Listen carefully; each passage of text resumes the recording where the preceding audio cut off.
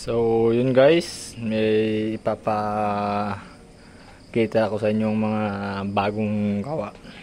Full horn yan guys. Ito, sungay ito. Kakaiba lang yung pagka build. Hindi siya common dito sa Bob. So, may kapaliwanag ko. Dito muna tayo sa scabbard. So full horn siya guys. Itong scabbard guys, sungay yan. Natural na kulay yan, yun o. Mga ganyan, natural yan. Kaya mapapansin nyo guys, pag sa sungay, more on pins ako. Mas maganda kasi yung pin para mahigpit talaga siya. So yan. Mas may tiwala ako sa pin kaysa sa fittings na brass pagdating sa sungay, pero pag sa kahoy, sa fittings din ako. Pero okay yun ng pins. Ito mahigpit talaga siya, walang ayawan yan guys. Yan ang sungay yan. Tunay na kulay.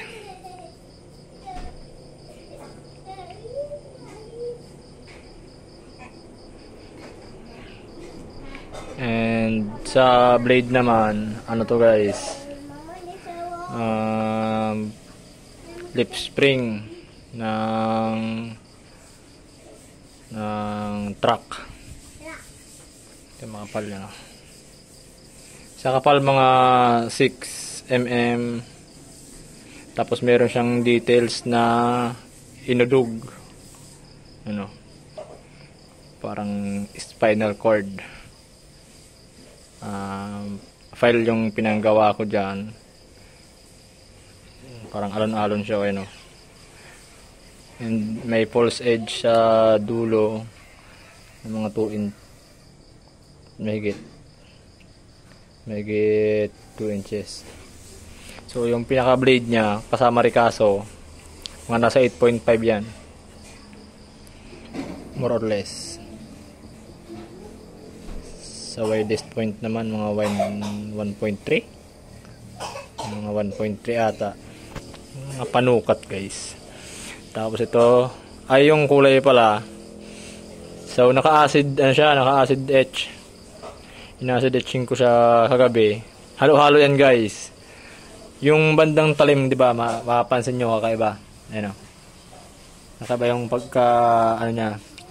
Dagta ng saging at ng bunga ng nyog guys, yung buko. Yan yung pinang ko diyan, 'Di ba? Kakaiba yung pagka-detalye niya. And yung banda rito, yung mustard, yung gamit ko banda rito. Kaya mapapansin nyo, iba yung yung kinalabasan. And sa talas guys, sobrang talas nito. Napakatalas niyan. And sa handle naman, ito, sungay ito na itim. Magkadugtong tong dalawang to.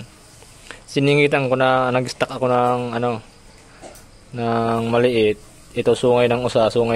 Ito brown leather yan. Ito brown leather. Ito yung manipis na leather na Italy leather yan. Kantala. So ito, dito to galing sa Pinas. Makapal siyang leather na brown. Ito sungay ng usa yan. Stack. Ngayon kung mapapansin nyo guys, may mga detalye siya sa handle. Ayun. Yan yung handle niya, may mga detalye. Natural yan guys. Yan yung natural na detalye sa sungay, sa dulo ng sungay. So parang ganito guys, ayun di ba, buong sungay yan, buong sungay. Ito yung detalye na yan guys. Yan yun, ito yun. So ang kadalasan kasing ginagawa dito sa Bob, dito yung putol, dito yung firol, dun yung pomel sa may bandang malaki. So dito, naisipan ko na din kung bakit ko naisipan. Binaliktad ko guys. Dito yung ako nag-firo, dito ako yung sa may puno, ito yung dulo,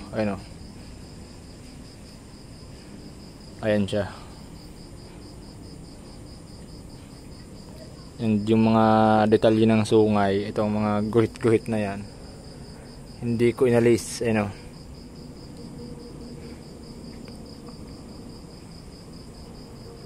tagos siya. tagos siya. So ganun yun guys, dulo ng sungay. So itong blade na to guys, nagawa to nung December, dapat kasali rin to doon sa mga ipapa-promo ko. So hindi nga nakahabol dahil maselan yung proseso. Actually marami yan sila eh. Ito pa, binakukong bata. So katapusin pa. Tapusin pa yan. Ito yung muli na may dobling kanal pero tinabasan kaya naging isang kanal lang.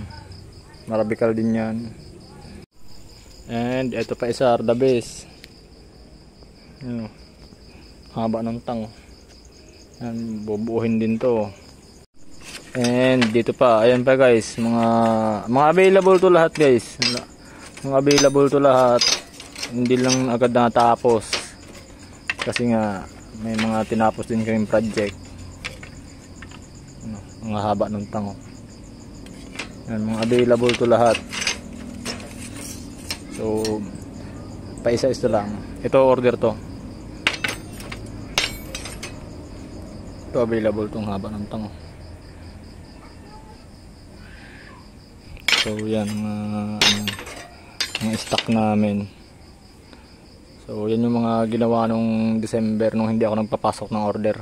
So ayun, ito guys magiging available to. So mag PM na lang kayo kung trip nyo to. Naka acid etch yan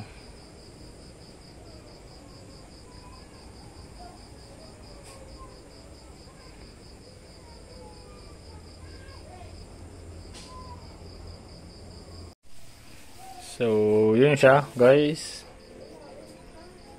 Yan yung pormahan niya.